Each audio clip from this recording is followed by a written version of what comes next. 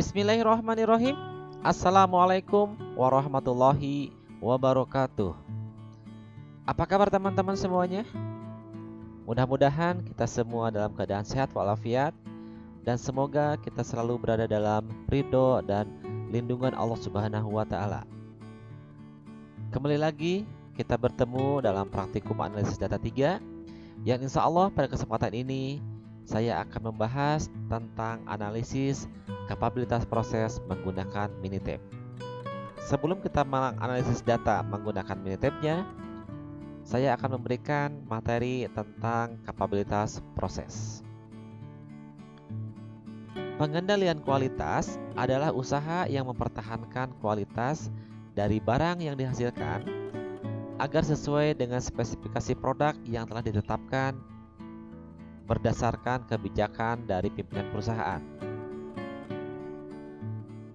Sedangkan pengendalian kualitas statistik merupakan suatu metode untuk mengevaluasi kualitas hasil produksi dengan menggunakan metode statistik.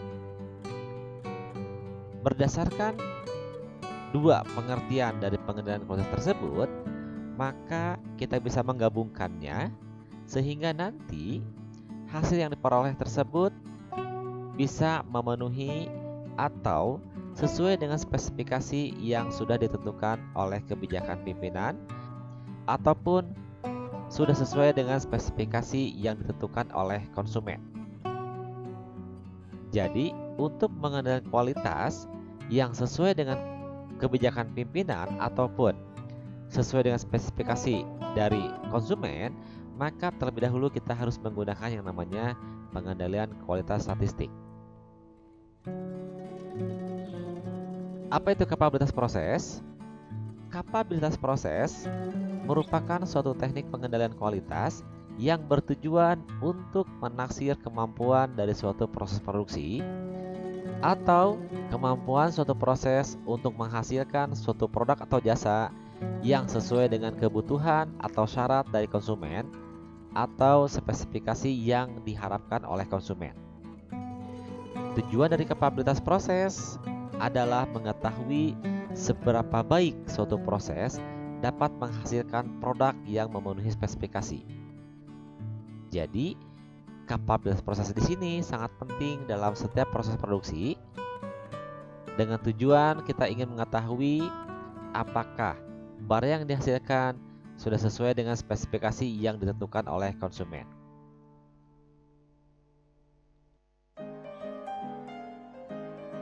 Kemarin kita sudah belajar mengenai diagram kendali atau bagan kendali.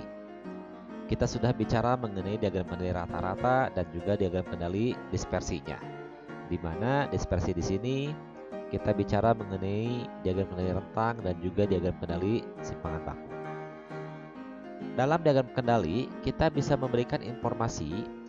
Yang pertama adalah apakah suatu proses terkendali atau tidak secara statistik.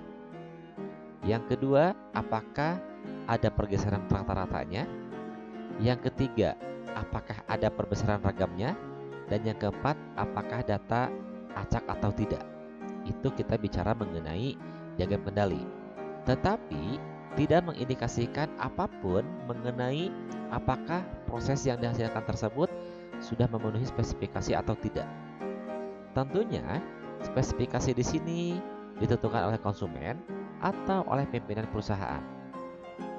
Sedangkan di dalam kapabilitas proses, kita mengukur kemampuan proses yang terkendali secara statistik. Artinya, setelah proses tersebut terkendali secara statistik, kita lakukan analisis berikutnya, yaitu kapabilitas proses yang digunakan untuk mengetahui apakah menghasilkan produk yang memenuhi spesifikasi yang sudah ditentukan atau belum. Jadi, kapabilitas proses dapat dilakukan apabila sudah terkendali secara statistik. Di dalam SPC atau Statistik Proses Control, kita menggunakan batasan-batasan apakah proses terkendali atau tidak secara statistik itu menggunakan BKA atau upper control limit. Kita menggunakan BKB atau lower control limit. Biasanya menggunakan 3 sigma. Apabila ada satu titik atau lebih berada di atas BKA atau di bawah BKB, maka dapat kita katakan proses tidak terkendali. Sehingga kita harus melaksanakan yang namanya revisi. Sedangkan di dalam AKP, selain kita menggunakan yang namanya BKA dan BKB, juga ada parameter yang lain yang bisa kita gunakan, yaitu USL dan LSL. Di mana USL merupakan batas spesifikasi atas dan LSL merupakan batas spesifikasi bawah.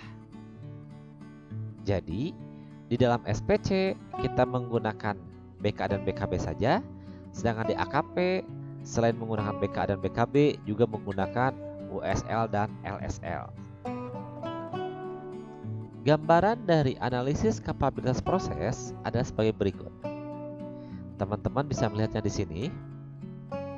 Kita memperhatikan BKA, BKB, USL, dan LSL.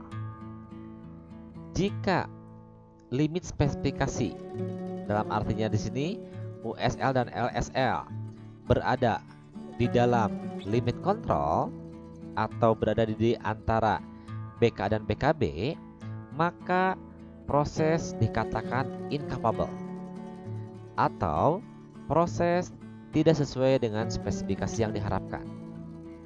Jadi teman-teman perhatikan di sini, apabila USL dan LSL berada di dalam limit kontrol, dalam artian di antara BKA dan BKB, maka proses dikatakan incapable. Mungkin juga terjadi seperti ini. Nilai USL dan LSL itu berada di luar BKA dan BKB. Ini kebalikan dari yang sebelumnya. BKA dan BKB berada di antara USL dan LSL. Maka dikatakan proses capable atau sesuai dengan spesifikasi yang diharapkan. Dalam analisis kapabilitas proses atau AKP, dipakai berbagai nilai indeks untuk mengetahui kualitas dari proses yang dihasilkan. Antara lain ada nilai CP, PP, CPK, PPK, CPM, dan PPM. Pada kesempatan ini, kita akan membahas yaitu tentang CP dan CPK saja. Jadi, untuk mengetahui apakah suatu proses produksi tersebut berkualitas sesuai dengan yang diharapkan oleh konsumen atau sesuai dengan spesifikasi yang ditentukan oleh konsumen, kita bisa menggunakan nilai CP dan nilai CPK.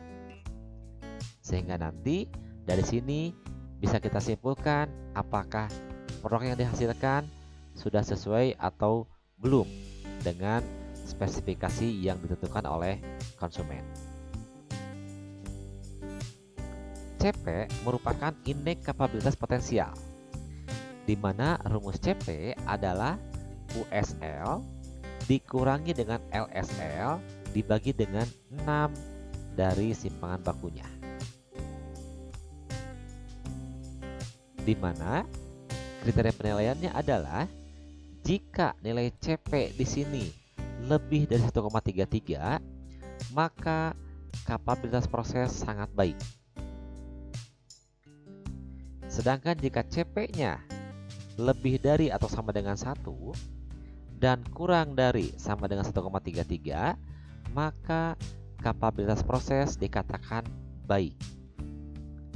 Sedangkan jika CP-nya kurang dari 1, maka kapabilitas proses dikatakan rendah.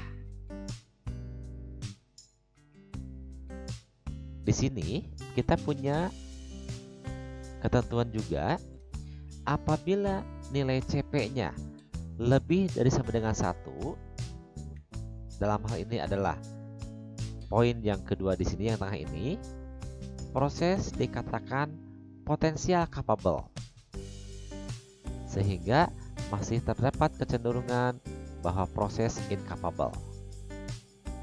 Jadi ketika teman-teman mempunyai nilai CP-nya lebih dari sama dengan 1 ataupun kurang dari sama dengan 1,33, maka bisa dikatakan dia capable dan juga masih bisa dikatakan incapable. Sedangkan apabila nilai CP-nya lebih dari 1,33, maka proses pasti dikatakan capable. Untuk mengetahui apakah mutlak atau tidak capable, maka kita menggunakan indeks yang kedua, yaitu nilai CPK, di mana CPK itu adalah minimum dari CPL dan CPU. Dengan CPL, rumusnya adalah USL dikurangi dengan mu dibagi dengan 3 sigma, dan CPL adalah mu dikurangi LSL dibagi dengan 3 sigma. Di mana kriteria penilaiannya yaitu jika nilai CPK yang kita punya ini lebih dari atau sama dengan 1, maka proses menghasilkan produk yang sesuai dengan spesifikasi. Sedangkan jika CPK-nya kurang dari 1, dapat kita artikan proses menghasilkan produk yang tidak sesuai dengan spesifikasi. Jadi nanti teman-teman harus memperhatikan nilai CP dan CPK-nya. Sebagai contoh, PT XYZ adalah suatu perusahaan yang membuat ring yang terbuat dari baja untuk keperluan aksesoris kendaraan bermotor. Data yang diukur merupakan diameter dari ring bagian dalam.